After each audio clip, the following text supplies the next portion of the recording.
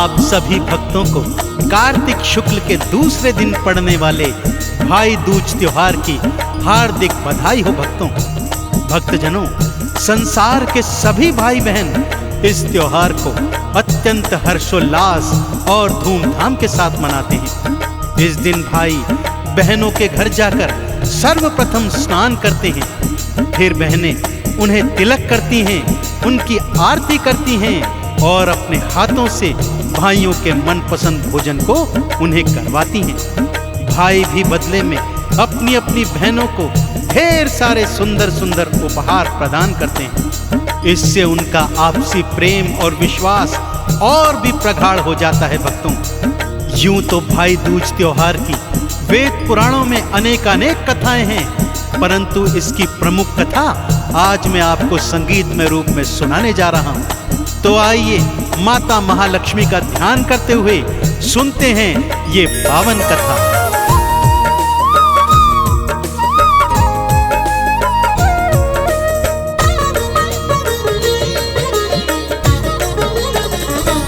भाई दूज का ये त्योहार, भाई दूज का ये त्योहार, भाई दूज का ये त्योहार, भाई दूज का ये त्योहार।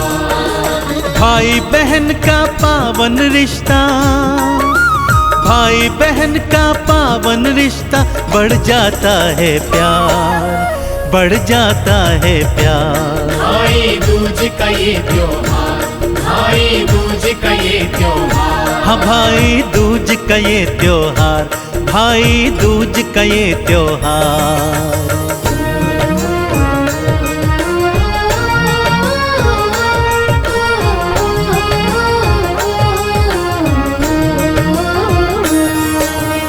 भक्तजनों, भाई दूज त्योहार की पावन कथा कुछ इस प्रकार से है।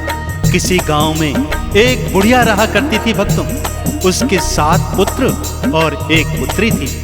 पुत्री का विवाह उसने दूर परदेश में किया हुआ था, परंतु पुत्रों का विवाह वो करवा नहीं पाई थी। भक्तों, जैसे ही विवाह करवाने जाती, सेहरा पहनते पहनते न जाने कहां से एक नाग आ जाता और उनके पुत्रों को डस लिया करता था। देखते देखते उसके 6 बड़े बेटे इस नाग के दंश के शिकार हो गए। अब बचा था तो सबसे छोटा 7वां पुत्र। एक दिन पुत्र के मन में आई, क्यों ना बहन से मिलकर आऊं। अपनी माँ से आज्ञा लेकर वो बहन से मिलने परदेश को जाने लगा। अब उसके साथ आगे क्या क्या हुआ, आइए भक्तों सुनाता हूं।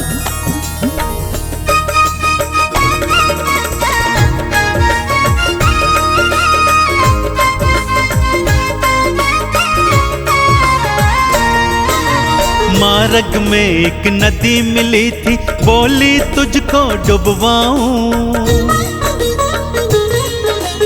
भाई बोला मुझे डुबाना, पहले बहन से मिल आऊं। सांप भी डसने आया, उसको शेर भी खाने को आया। बहन से मिलकर आऊं, उसने दोनों से था बतलाया। बहना से मिलने जा पहुंचा, बहना से मिलने जा पहुंचा, 7 समुंदर पार, 7 समुंदर पार। भाई दूज का ये त्योहार, भाई दूज का ये त्योहार। हाँ, भाई दूज का ये त्योहार, भाई दूज का ये त्योहार।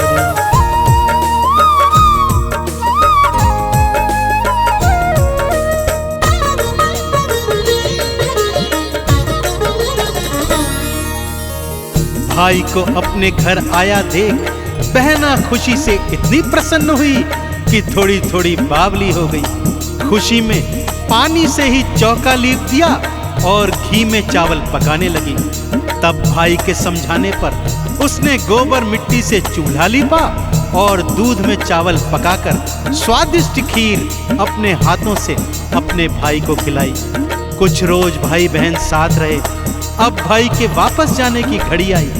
बहना ने चक्की पर आटा पीसा और उसी आटे से भाई के लिए देशी घी के लड्डू बनाकर रास्ते हेतु रख दिए।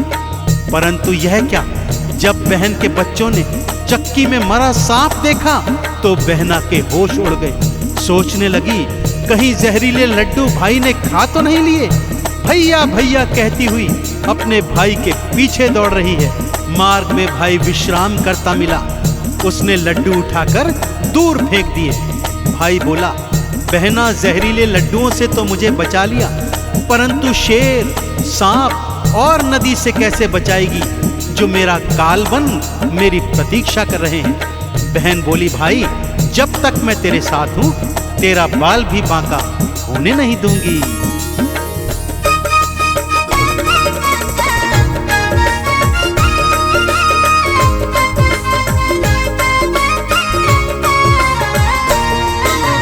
मार्ग में जब शेर आया, बहन ने मांस खिलाया था। सांप जब डसने को आया, उसको दूध पिलाया था। नदिया जब डुबोने आई, उसको चुनरी चढ़वाई। सही सलामत भाई को वो अपने घर में ले आई। भैया की बलाएं सारी, भैया की बलाएं सारी लेने को तैयार, लेने को तैयार। भाई दूज का ये त्योहार, भाई दूज का ये त्योहार। हाँ भाई दूज का ये त्योहार, भाई दूज का ये त्योहार।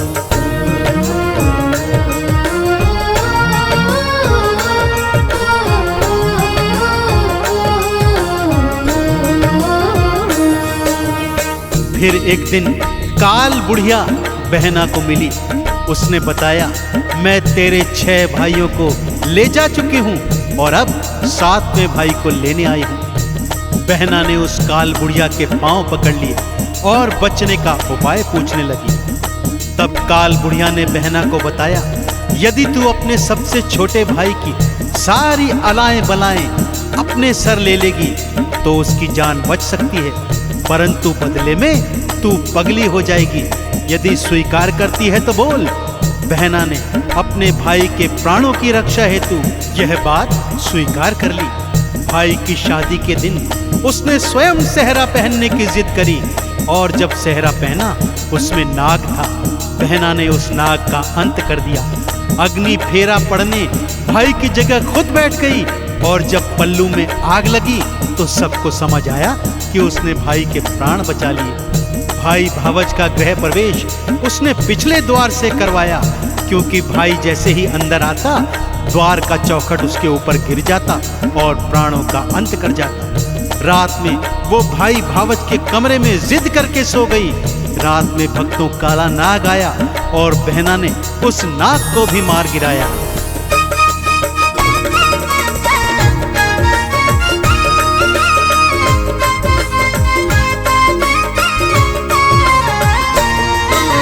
चेहरे में से नाग निकला, उसे बहन ने मारा था। अग्नि फेरा स्वयं पढ़ाया, अग्नि से बचाया था। पिछले दरवाजे से उसने गृह प्रवेश कराया था। भाई के कमरे में सोई काला नाग भगाया था। ससुराल को जाने को वो, ससुराल को जाने को वो अब तो है तैयार, अब तो है तैयार। भाई दूज का ये त्योहार, भाई दूज का ये त्योहार। हाँ भाई दूज का ये त्योहार, भाई दूज का ये त्योहार।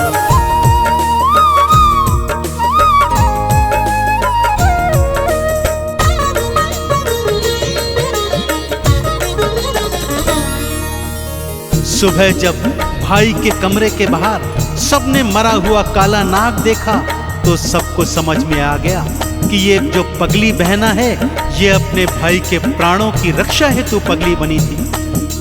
बहन अब अपने ससुराल को जाने लगी। जाने से पहले उसने अपने भाई का तिलक किया भक्तों, उसकी आरती की और अपने हाथों से उसको मिठाई और भोजन खिलवाया और उसकी लंबी आयु की कामना कर ससुराल को चल पड़ी। भाई ने भी जाते जाते बहन के पांव छुए और उसे ढेरों उपहारों के साथ विदा किया। तभी से भक्तों भाई बहन का ये पावन त्योहार कार्तिक शुक्ल की द्वितीया को बड़ी धूमधाम के साथ हर्षोल्लास के साथ मनाया जाता है।